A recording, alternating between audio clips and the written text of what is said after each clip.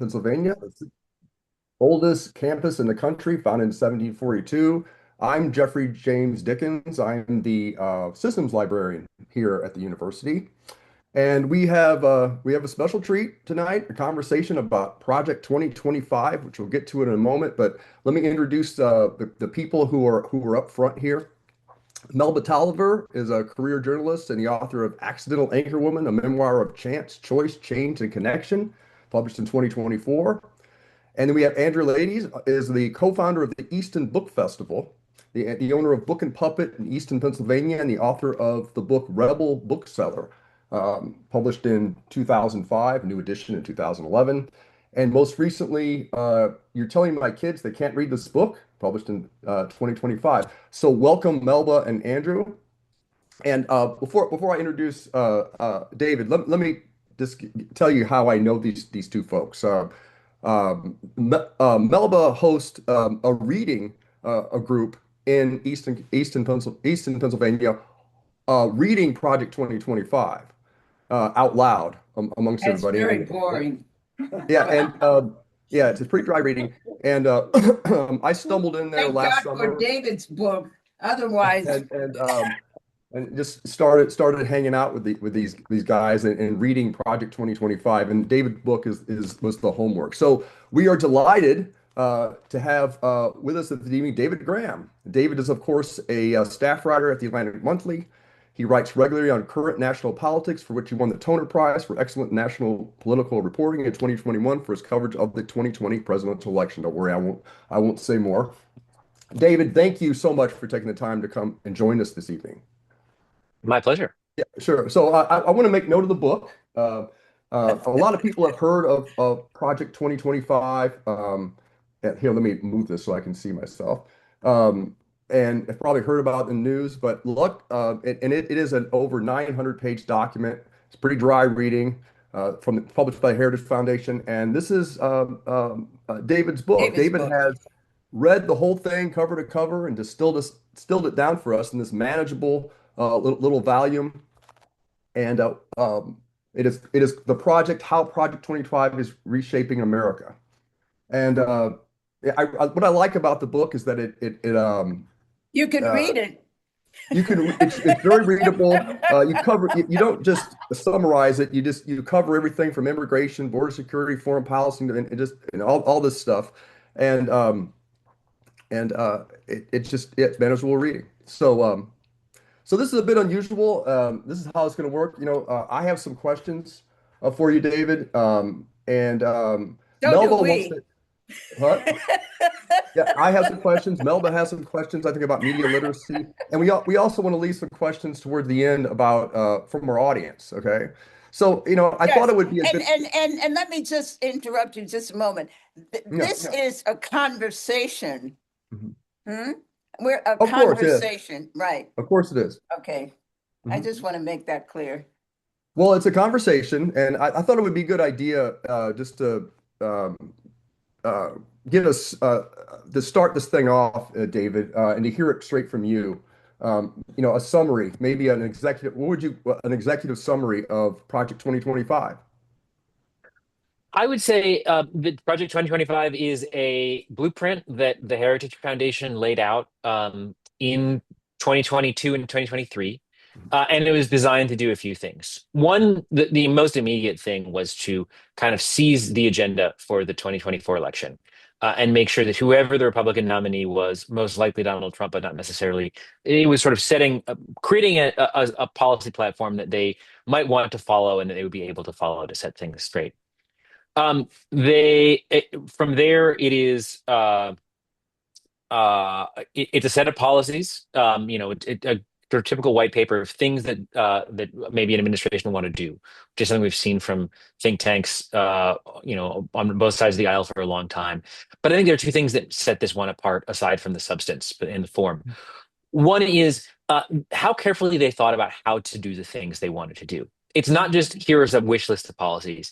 It's here are methods. Here's how we will do this. Here's how we will use the power of the executive branch. Here's how we will use the Office of Management and Budget. Here's how we will take power over the Justice Department and make these things happen. And the other part of that is personnel.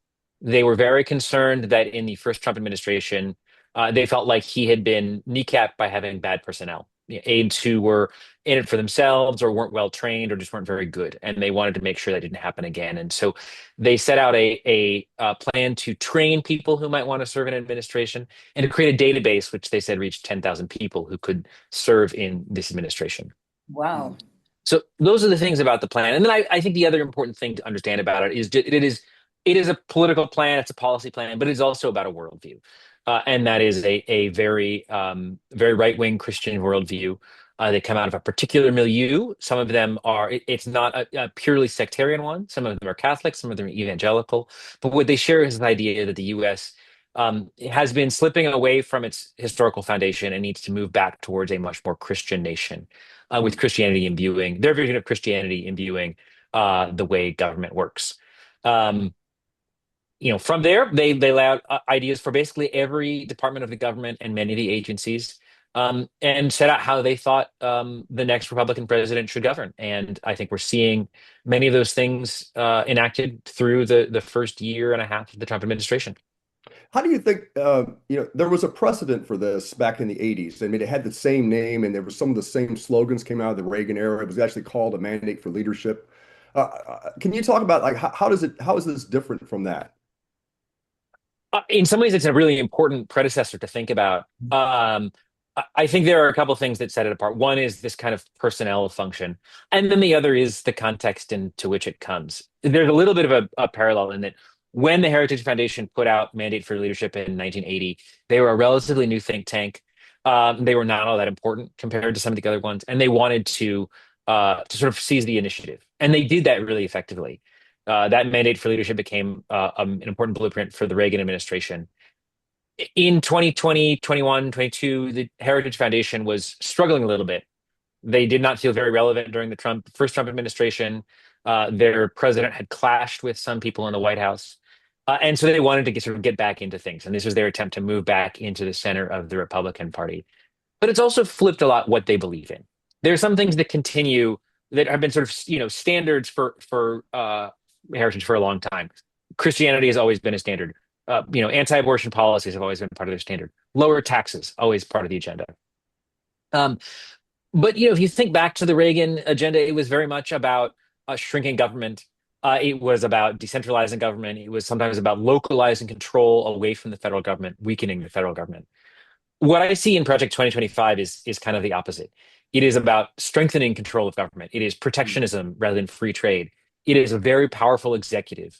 It is a more powerful president than we have ever seen, with fewer bounds on him. So I think that shows a shift in where heritage is, and it shows a shift in the American right and in the Republican Party that's really important. So the unitary executive theory of government is something that we see more prominently in this particular document. Yeah, and I would say even beyond, we've seen examples of the unitary executive. The Bush administration, the George W. Bush administration, for example, was big on this idea, and really every president, going back for some decades, has been interested in strengthening the power of the federal government. This goes a step further. I've described it sometimes as being kind of big government conservatism.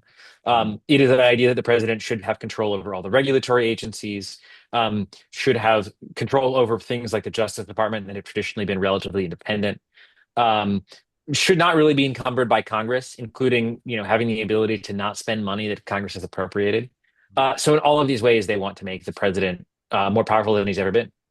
And Well, let me just interrupt here for a minute. Yeah, Melba. Find that the blueprint is even more intense than what you were reporting, or what this document was described as a blueprint, that it's gone even more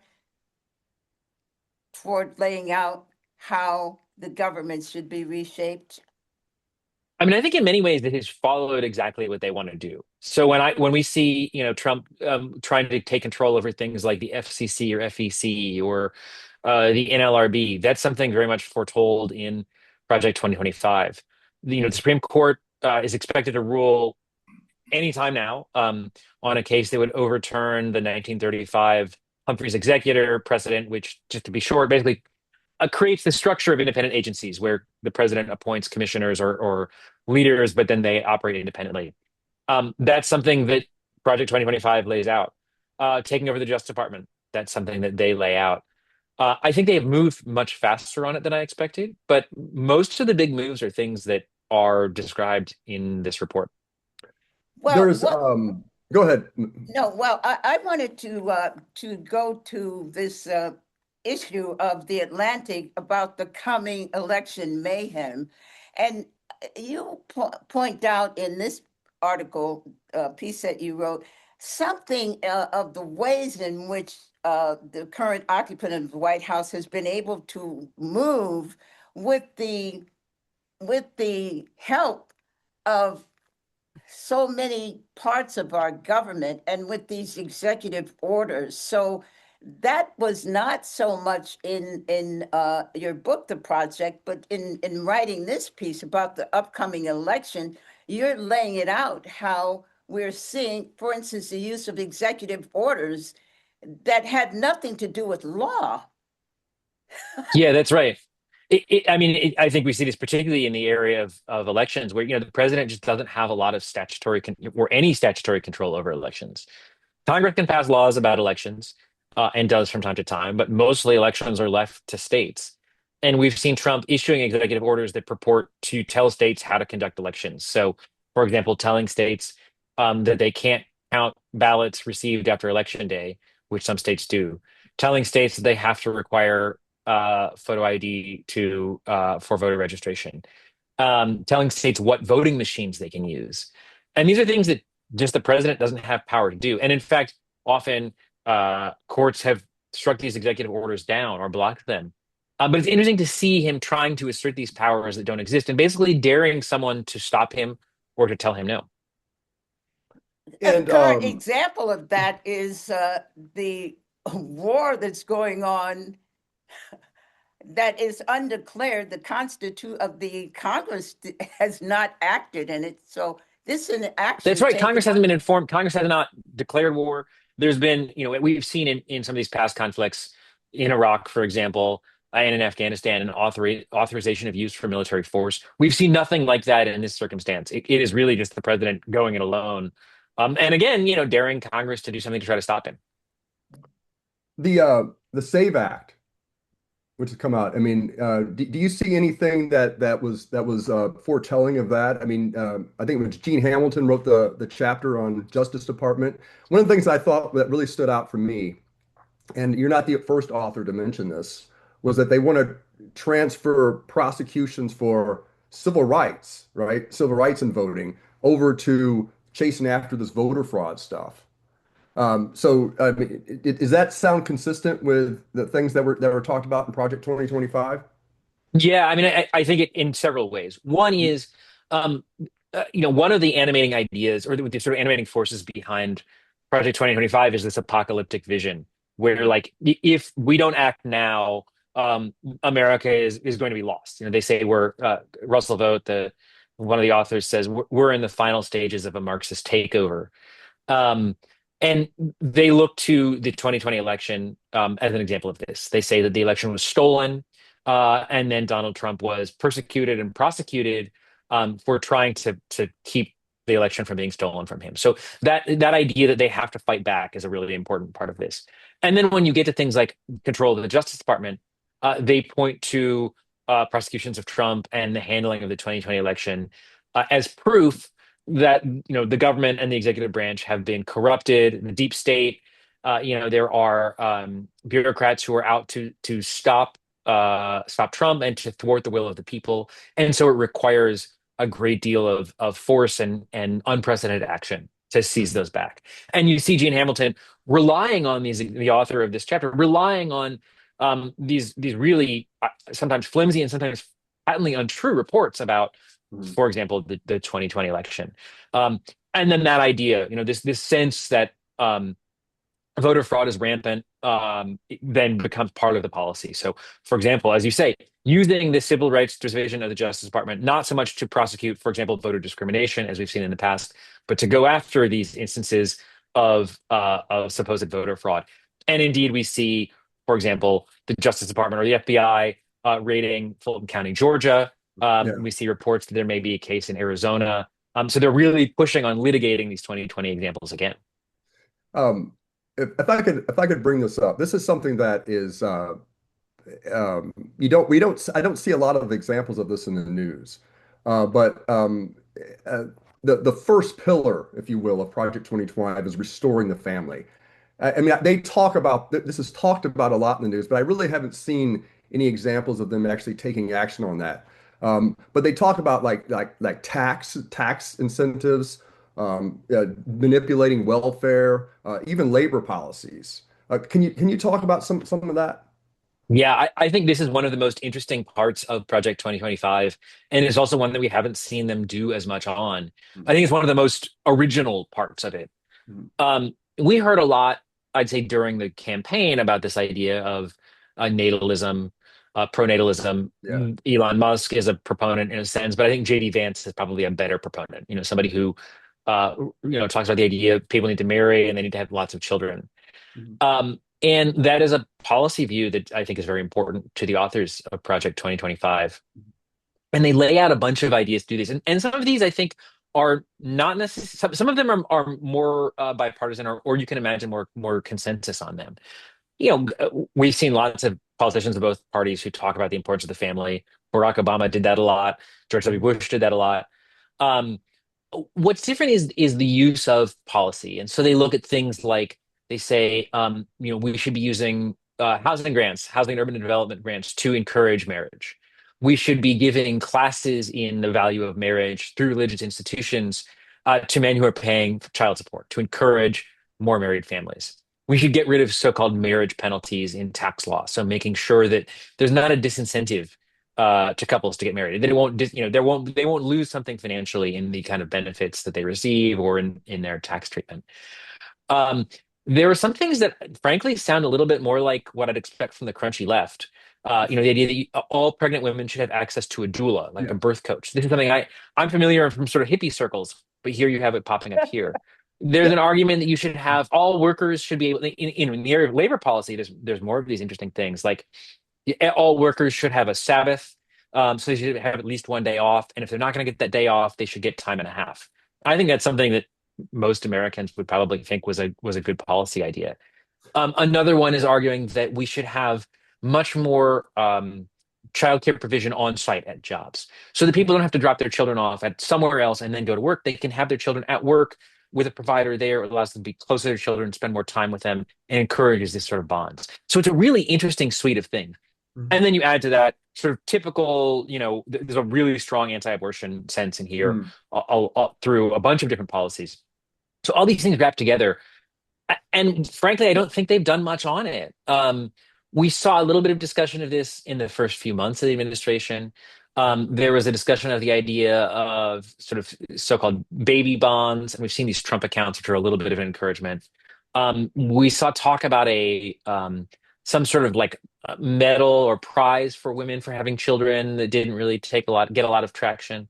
So I think this has been one area that is really But important to them and where they haven't David, done much. Just why is that? Why is that so? Why has that not gotten the kind of attention that you point out all these different aspects? I think a lot of it is that these depend on the Department of Health and Human Services. And instead of appointing someone who is in the Project 2025 camp to lead Health and Human Services, Trump appointed Robert F. Kennedy Jr. basically as the political favor for having helped him win. And Kennedy has a bunch of, Kennedy's much more interested in food policy. He's interested in vaccine policy. It's not clear to me what his personal views on abortion are. And so I think he's been focused on other things. Um, and on abortion, I think Trump has concluded that he has gotten all the political benefit he can from that. He was happy to push that very hard in his first term. He was happy to appoint Supreme Court justices who would overturn Roe v. Wade. But I think he thinks now going any further is only going to be a political liability, and he doesn't care that much, so he's let it kind of fall by the wayside. But Kennedy it's been mainly about his uh, behavior and his attitudes about vaccines and so on, health. But the items that you enumerated have to do with family, have to do with childcare and so on and so forth. I'm missing What's the I connection?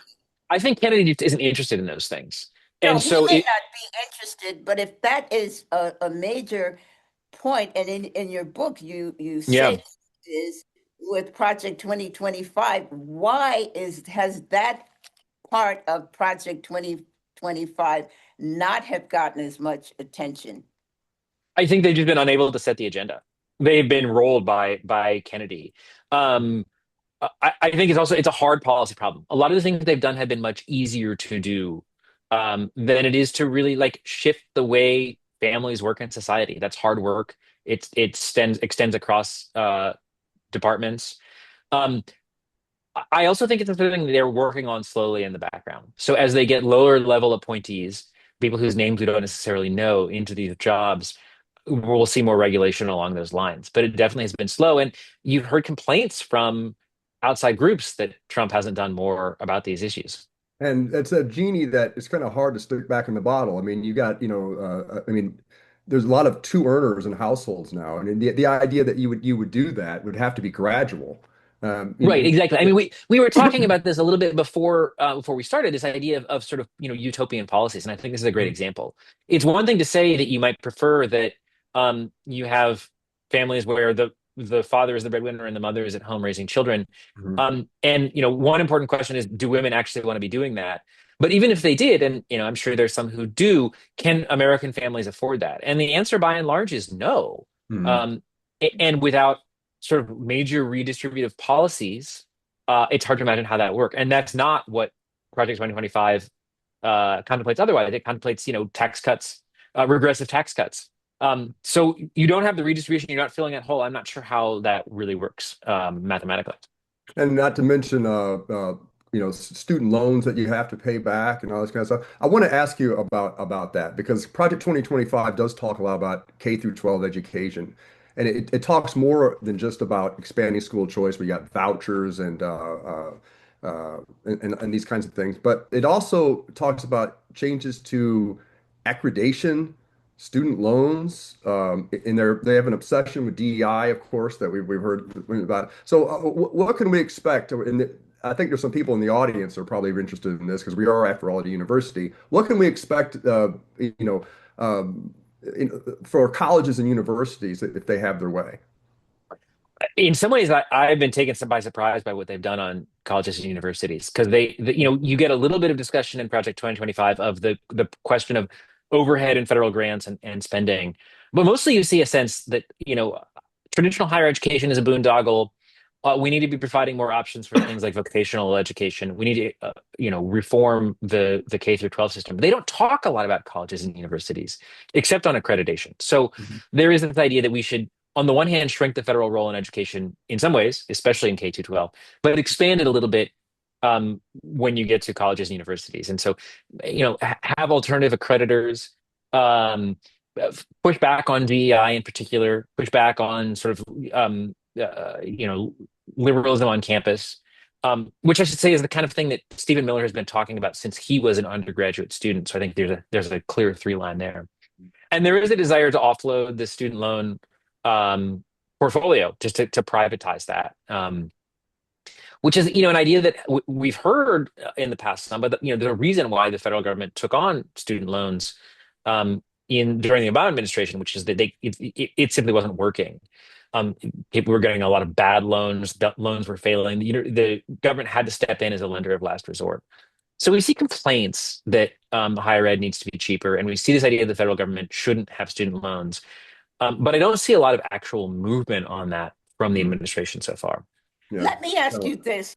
mhm. We- Uh, Looking toward the midterm elections, what should we as everyday ordinary people be keeping our eye on? I mean, I think as we come towards the midterms, I'm really interested in and focused on the voting system itself. And the SAVE Act is a great example of this. It's an attempt to change the voting system in ways that it's not clear mechanically states could adjust in time for the election if this law were to be passed. And it seems unlikely it'll be passed. Uh, Other ways in which the administration might try to interfere with with elections, more executive orders like we've seen, more of these investigations or searches and raids like we saw in Fulton County, Georgia. And then also, I'm curious to see if we see attempts to interfere with polling. Deployment of the military, deployment of federal armed law enforcement. We've obviously seen the National Guard in several cities. We've seen ICE and CBP deployed, sometimes in great force, particularly in Minnesota. And a lot of voting advocates think that that is a kind of dry run for interfering with the elections, trying to just suppress votes, get people to stay home.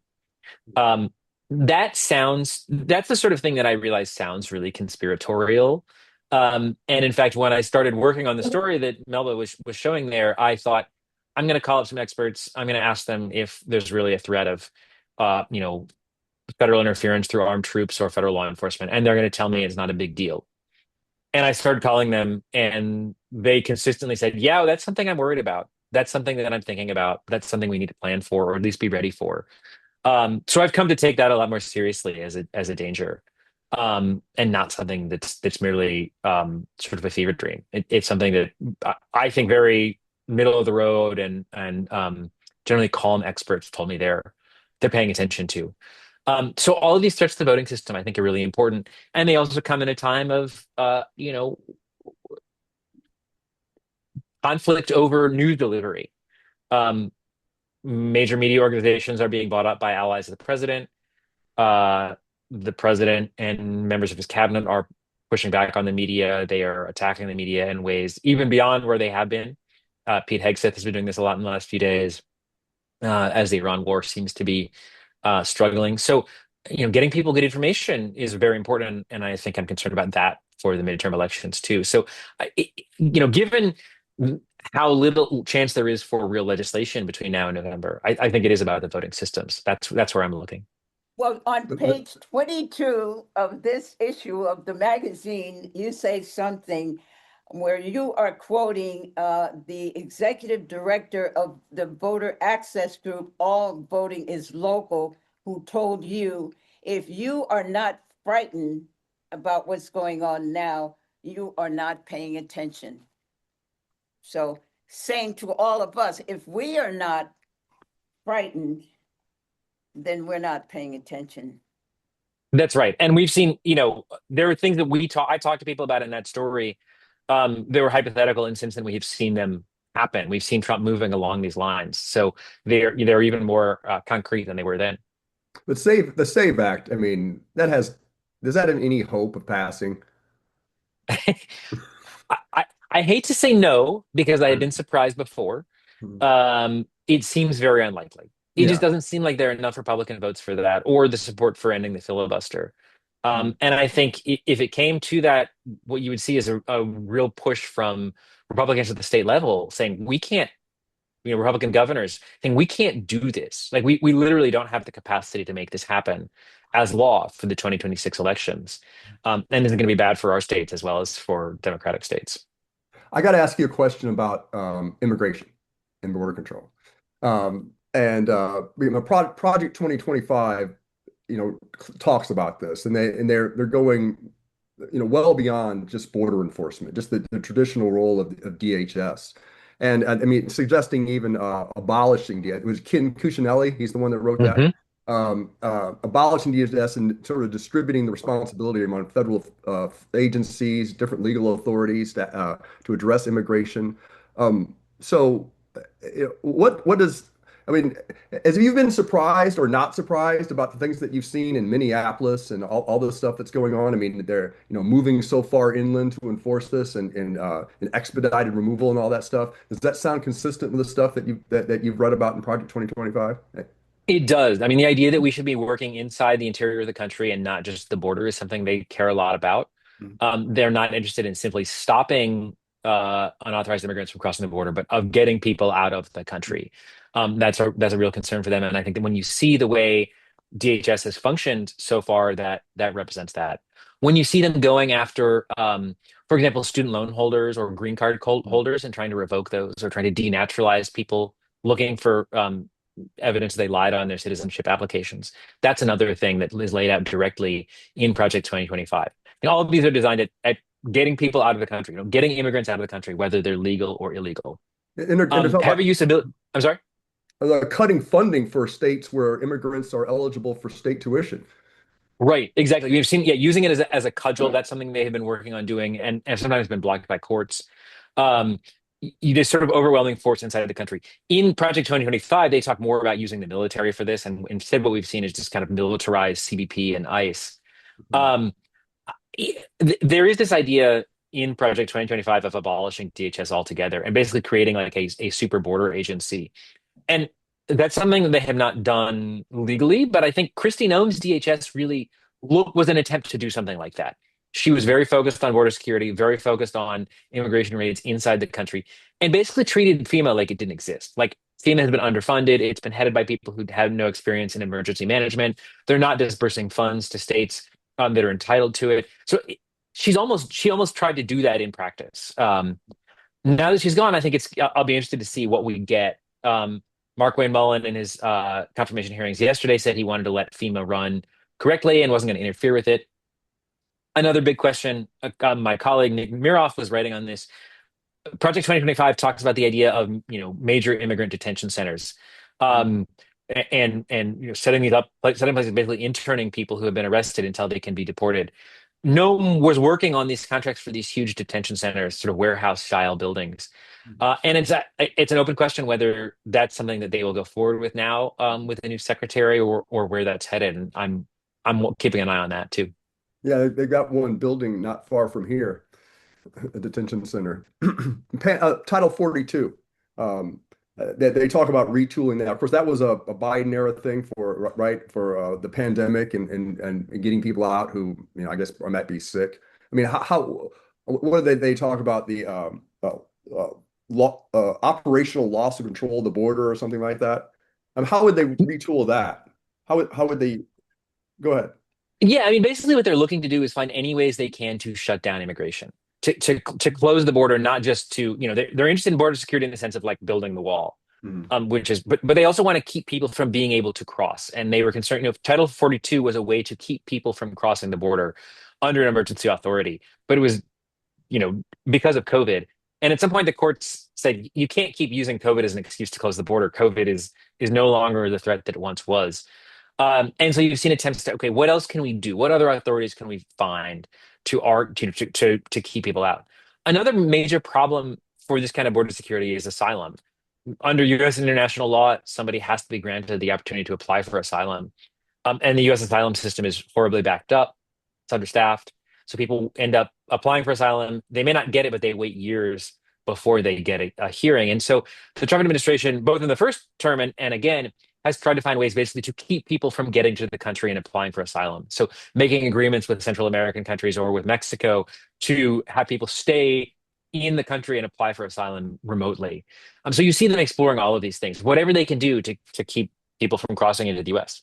Unless you Well, pay one money. term that we haven't used in this discussion so far is replacement theory, which seems to be really at the heart of, in my understanding of it, or the way I'm seeing it, the immigration policy, the white nationalism. So much of it is replacement theory. Would you Yeah, that's thoughts right. And about and that? it's not a phrase that they use, but I think it is a concept that is very much at the heart of the way they're approaching this. So when they want to get rid of people who are in the country legally or illegally, No, it is I about didn't pushing out expect them certain to use kinds it. of I'm people. just saying in our Oh, conversation, oh, we yeah, haven't for sure. used it, but that is Yeah, exactly. And I think substantially I the think that's why, yeah, policy. that's who they want to keep in and who they want to keep out. And I mean, you also see that in the use of refugee policy now. They're reducing the number of refugees who are allowed in, or basically to near zero,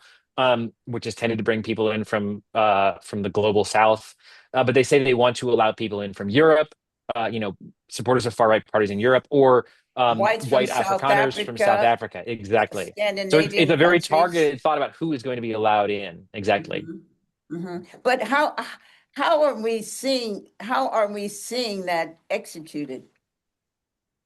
I mean, I think that when you see whites from South Africa being allowed in, or when you see the kinds of people who, student visa holders who are being targeted, is people like Mahmoud Khalil or Ramiz Ozturk, people who are they're non-Christian, they are sometimes they're not white, or they may not be considered white. And so it's a very careful targeting. You see removal of temporary protected status for people from Venezuela, El Salvador, Honduras, other countries, and that's also been subject to litigation. But temporary protected status is this authority that's existed to allow people who are in from countries that with political disasters, natural disasters, various things to stay in the U.S. temporarily, and the administration has been working to revoke that from people, even in Venezuela at the same time that we're attacking them. Mhm. Are, Um, are we are we at war? I mean, we are at war. Our country, our administration is at war. In addition to being in a global, perhaps a global war, are we also in the midst of an undeclared civil war in the United States? Whew, that's a good question. I would say no. Um, I don't think we are, but I think what I worry about is something that resembles more like the kind of clashes we saw in the 1850s, where you have clashes between government groups, so, government and separatist groups, or you have the government cracking down on people. You see sort of paramilitary action. CBP in Minnesota was basically acting in a sort of paramilitary fashion. So it's these kind of localized clashes. Uh, and then you also have violence being committed by groups, terrorist groups of various stripes. I think it's a really precarious and dangerous moment because there is an atmosphere of violence like that. Um, and you worry about where that leads more than the fact that I think we are already in an undeclared civil war. and dismantling the administrative state, the second sort of pillar of it. I mean, that causes a lot of tension because doesn't it? Because you have people who think that this is it's just weakening the professional civil service, right? And then there are people who think that it makes everybody more accountable just to the president, and then that's yeah.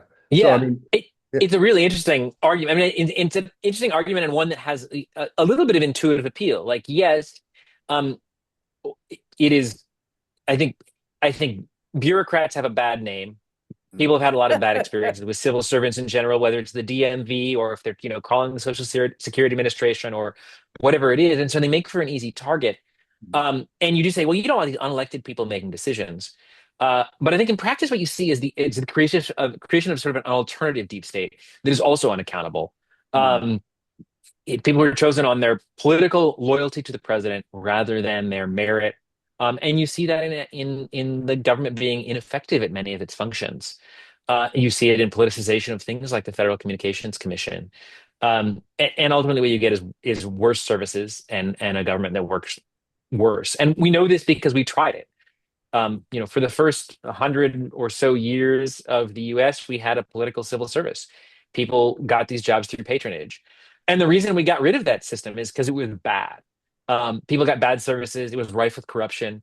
Um, and in the late 19th century, Congress and the president moved to set up a merit-based system, and that's what we have now. And it's what the Trump administration is targeting for demolition. mm. Um, the First Amendment and free speech. I mean, the Trump administration has been going after news organizations, PBS, and all this. And I think it's kind of well, TikTok was in the news recently. Then they have to. I think last Friday in New York, they had to pay. I have written here $10 billion A 10 billion finder's fee, yeah. for a transaction fee.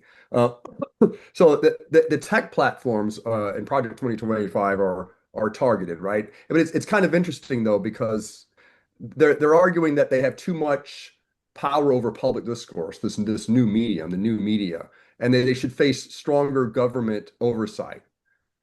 So I mean, Who's is arguing? to Excuse remove me, speech, right? James, Jeff. At the same time, that's sort of a First Amendment trepidation. So Yeah, exactly. I think you're pointing to a really interesting tension where they make, they argue that these social media platforms have way too much control over speech because they function, if you think about the way Facebook and Instagram and Twitter to some extent, many of these things function, they function kind of as public squares. Remember Elon Musk talking about Twitter as a digital public square. They're almost like a public utility.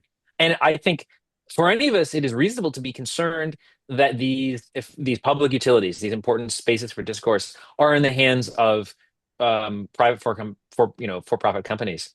Mhm. But the answer that the Project 2025 people offer is, well, the government should be more in control of it. And Mhm. that to me is obviously a greater First Amendment problem. To have literally the government in charge of it is a greater First Amendment problem than having it in the hands of Well, private companies. And I think and what we see then is, the government also, the Federal Communications Commission, pressuring private companies to fire, for example, late night hosts, or trying to regulate shows that are not traditionally regulated. Really, an unprecedented government interference in the practice of the First Amendment, in the free press, Mhm. through a bunch of other methods, which I think just reinforces why it's dangerous for the government to have that kind of power. wait, We hold have on a some. moment. Hold on a Go moment. ahead. The Ellisons are not government. The Ellisons, who CBS, CNN, they are Hmm. not government. We're talking about billionaires taking over what's Right. Well, supposed to be some sources of our information. So, right. And but also, billionaires who are working with the approval of the federal government. We don't know exactly what happened in the case of CNN, but it sure looks to me from the outside. I think we'll find out. But for now, what it looks like to me is the federal government announced that it would not favor uh, Netflix acquiring CNN because it wanted David Ellison, a political ally of the president, to have control over it. And when the handling of TikTok seems to have been sold off to political allies of the president at with a great profit coming to the administration. So in all these so, cases, they're controlled by billionaires, but they're also under government influence. but it's almost as if the people who are described as allies are the government, and they are the ones who are the government, and the other personnel are working on behalf of the billionaire government. Well, I mean, I mean, I think the it's roles are reminiscent of reversed. Yeah, it's reminiscent of particularly late 90s and early 2000s Russia, where you had oligarchs who had a great deal of control of private companies and could do kind of what they wanted, as long as they sort of paid their fealty to the president. And I think you see a similar situation. These companies are allowed to profit and to sort of consolidate a lot of control as long as they stay on the good side of the president, whether that's Trump or Putin.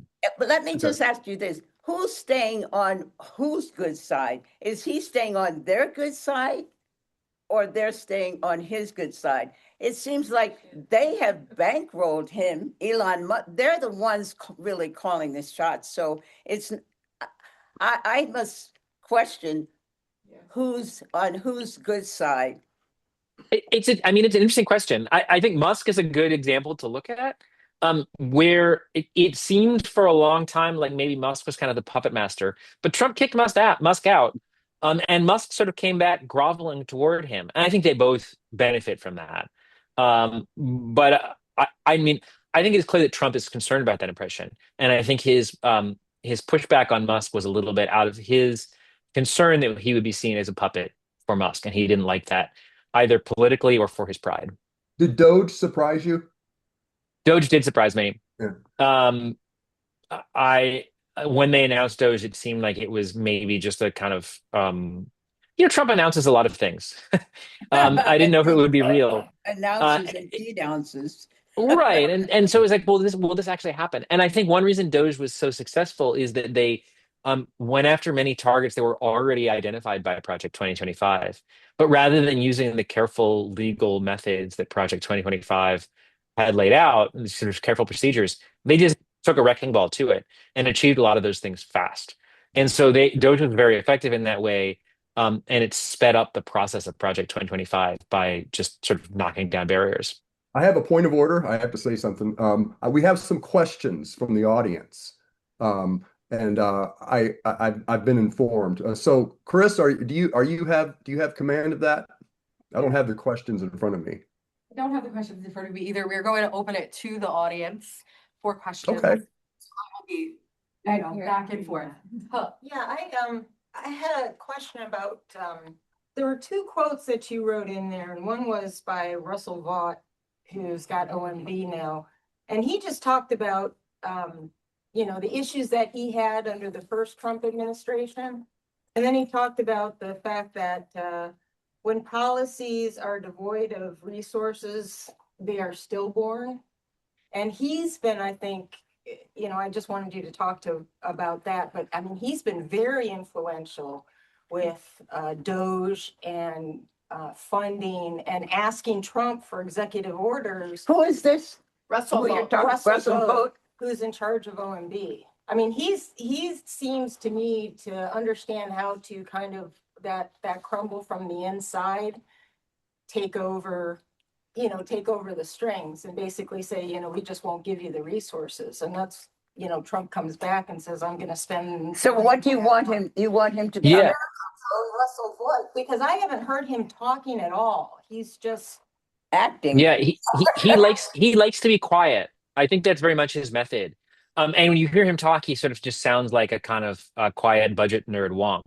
yes. I think alongside Stephen Miller, he's one of the two most important people in the administration. And Miller has been driving so much on immigration, and it seems like maybe on foreign policy too. Vogt is doing a lot of this sort of management stuff, and he's somebody who, unlike many people in the Trump orbit, has spent most of his career in government, um, and he knows very much how things work, and that was kind of his genius in Project 2025 was recognizing how to use the tools available to the White House to seize control of things and to make things happen. And he saw the Office of Management and Budget as the air traffic control center for the White House, and he realized he could use it to cut off money to things they didn't like, to give money to things they didn't like, and to tell departments how to act. So instead of the cabinet department sort of functioning on their own, Russell Vought kind of directs them. And so I think he has quietly been very important in making these things happen, in making sure these executive orders get to the president. And once they get signed by the president, making sure they're enforced and they're interpreted in the way that he wants, so that these priorities can get done. I have read in one piece, not necessarily yours, Russell Vought being described as the shadow president. Yeah, I think it goes back and forth between whether he or Miller seems to be more of the shadow president, but they're the ones to watch, definitely. And then, I did get a question from the audience. We're gonna, fortunately, we have Go limited ahead. time. So David, what do you recommend students, young people, can do to resist or cope with Project 2025? It's on their minds as well, but kind of new grounds for all of us. I think it really understanding it is such an important step, and I think it's something that that was lacking. I mean, I think, and I would say I was an example of this.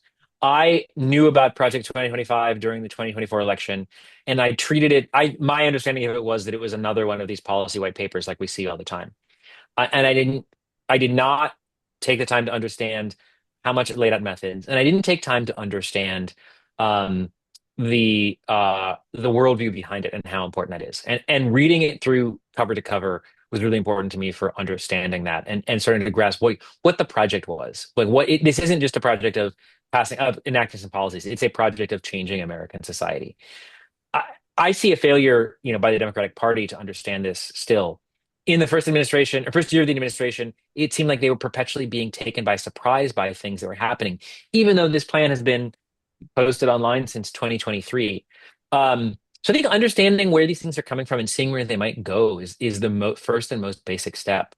Um, Going and reading, understanding the original sources, I think is important. That doesn't mean you need to read all 990 pages. Hopefully, I have done some value in doing that. But being able to look at the original documents, looking at what people are saying directly, I think is really important because there is. The press is not always good at this. The press is not good at long-term coverage. We're really good at what's happening in the moment, but we don't always keep our eye on the ball. And so it's important that people kind of have that in mind as a matter of media literacy and are keeping track of these things themselves. I think if I could just insert this here, this is one of the important things that Jeff, has brought to our public reading of the Project 2025, because really we're trying to bring this to people and help ourselves and others understand. That's why this meeting is important, because frankly, the turnout for this public reading is generally very low. We've got a few people here, Nancy and and who else? Phyllis. Phyllis Finger, who are consistently there, but trying to encourage people to come and spend an hour trying to understand what Project 2025 means. So when you say, Yeah, that's time well spent. I'm glad that you're encouraging people to understand. If you have any other ways of encouraging, how can individual people come to the kind of understanding that you say is necessary? Yeah, I mean, I think the other thing is it's great to be involved in groups, whether they are political groups or just local groups. Just like getting involved in the community is the the cornerstone for all of this. And I think be a part of community. Who wouldn't want to show up and read Project 2025 out loud? There's somebody else with a question?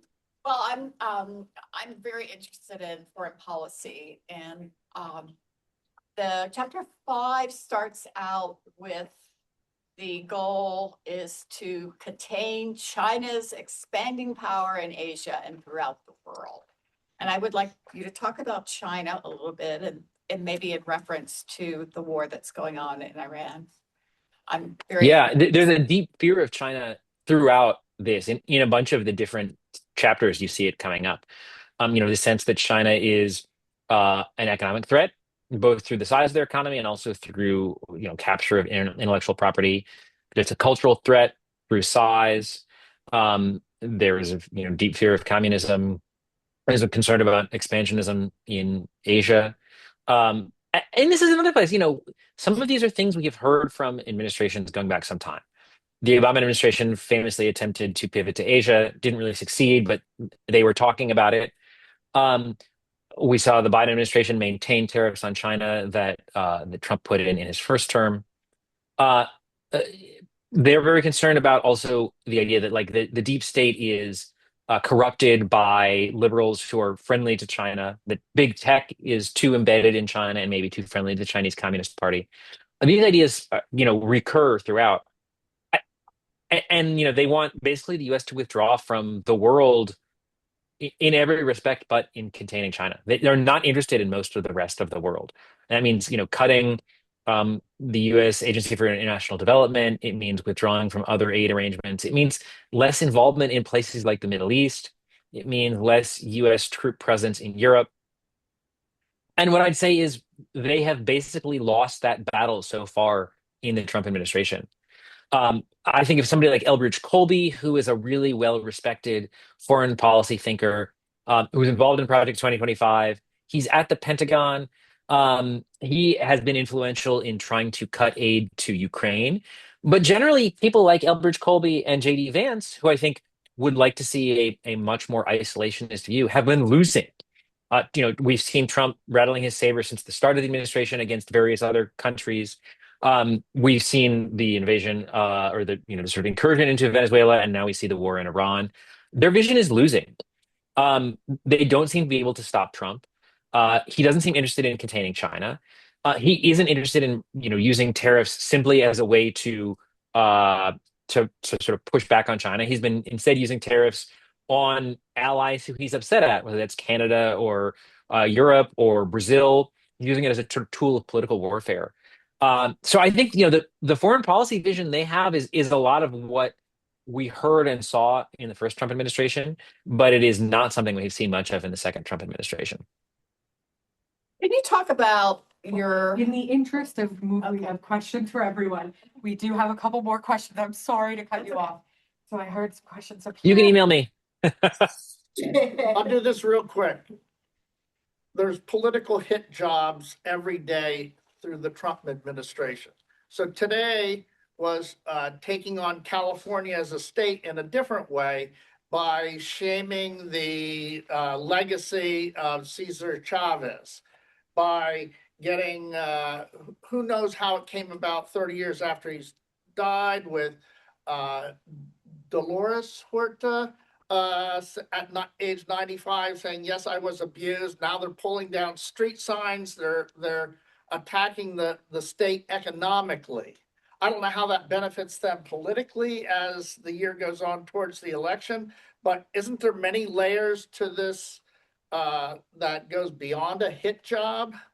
I mean, I don't know what to make of this story. It's a New York Times investigation. I would not say the Trump administration has a good relationship with the New York Times.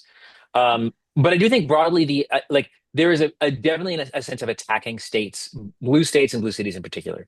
So we talked earlier about withdrawing funding from states that do not cooperate on immigration enforcement, whether that's funding for higher education or for disaster relief. We see withdrawal of Justice Department funds for police departments that don't cooperate with ICE. We see attempts to punish states for what they do. I mean, I think Minnesota is a good example.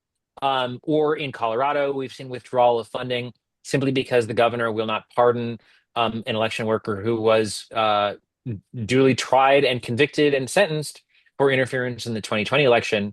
So there's a lot of this pressure on states, and it is, more than we talked earlier about the idea of a civil war. What I see as a sort of battle between a kind of a cold war between states and the federal government that I think is very concerning, and for those states, and also for any idea of national unity. But they're tearing down. Wait. Down. No, come on. They're tearing down an icon. Ms. Rhea, you have a question? So yes, so as I listen to this conversation, all I'm thinking about is that there's a quiet storm brewing. And even though we may not see it, we might think that people are being complacent, or they're just, they're not doing anything. But I think if people are pushed too far, there's a possibility that people are going to lash out. There's going to be an uprising if this continues.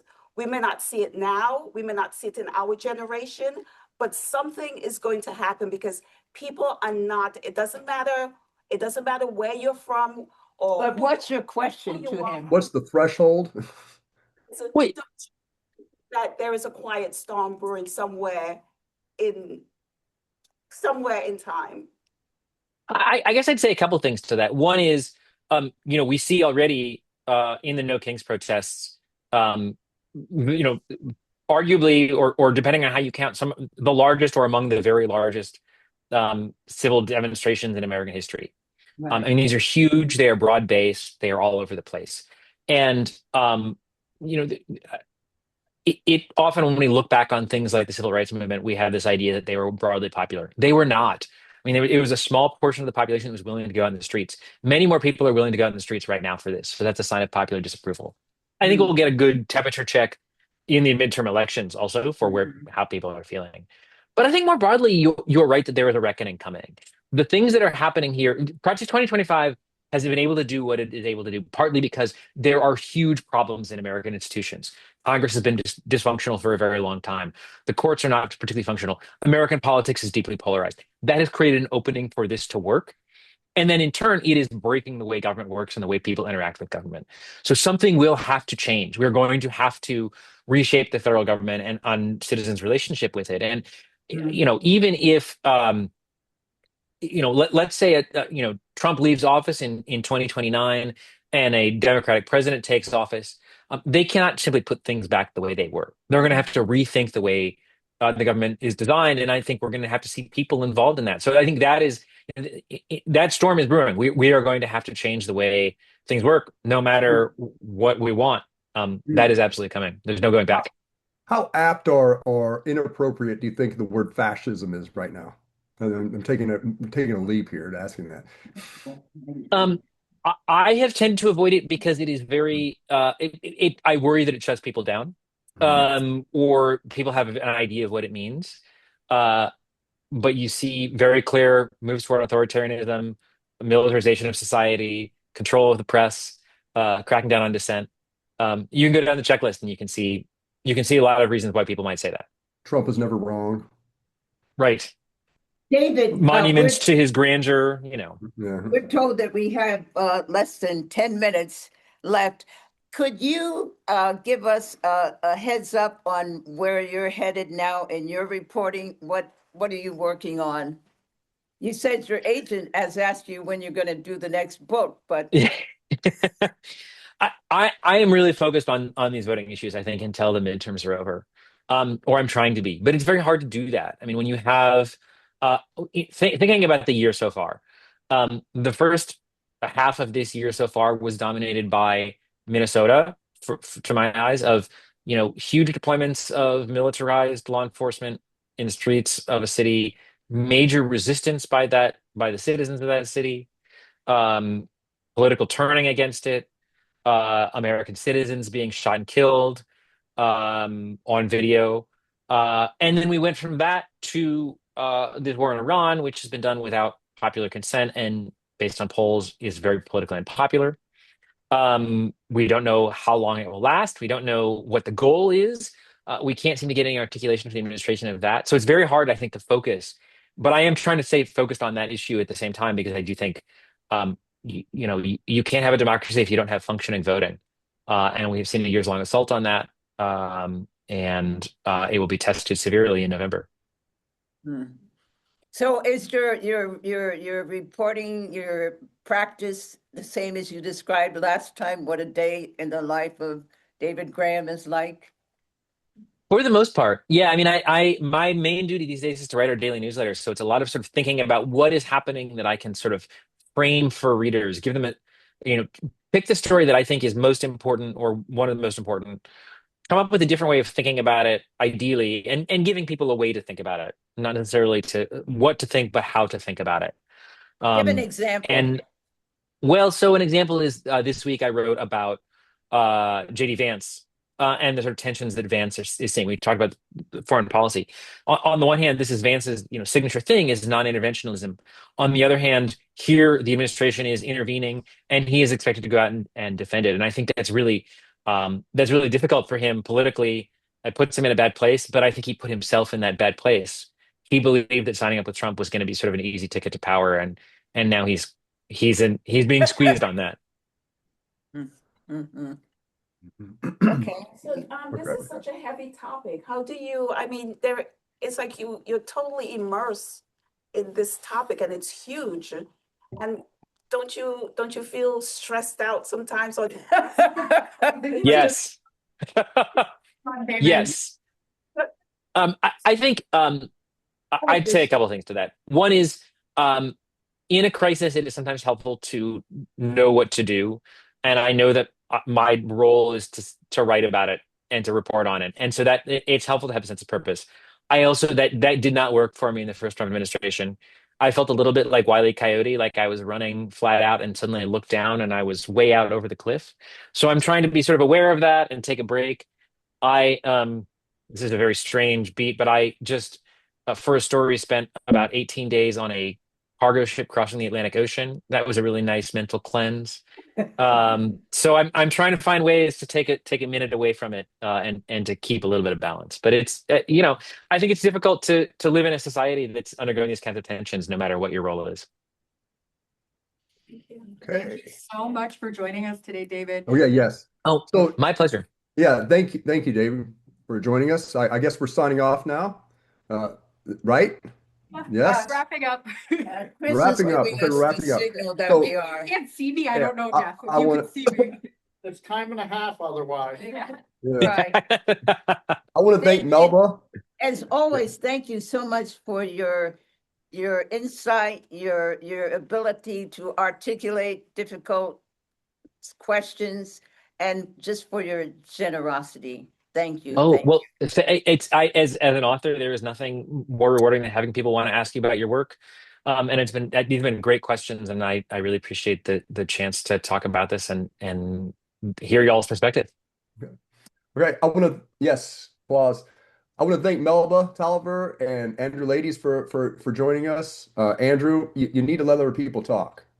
you. Yeah, just let people get a word in edgeways.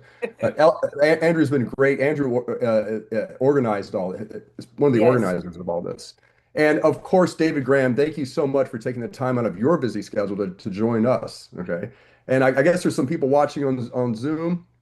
Um, Everybody out there from thank you, the audience, and from Moravian University. Have a good night. Yes, thank you, Moravian. And take care of yourself, James, Jeff, and recover quickly. Thank you. Okay. All right. All right. Thanks, guys. Bye-bye. And a QR code to David's book. We do have that too. Thank you guys so much. Okay. I'm going to sign off. See you. Okay, all right. Bye-bye.